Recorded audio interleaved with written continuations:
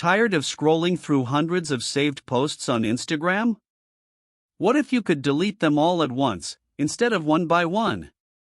In this video, I'll show you the fastest way to remove all saved posts in just a few steps. First of all, you will need a Chrome extension to do this easily. Let's open your Chrome browser and search for Chrome web browser. Now, in the search bar on the top, search for Unsave for Instagram. Click on it.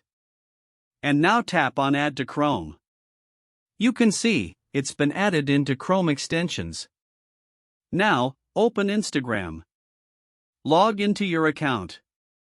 And tap on Extensions button on top and pin that extension. After this, tap on the extension icon on top right corner and let's open it. See the All Posts. Select all the posts and unsave them. If you like the video, subscribe to our channel to get more like this.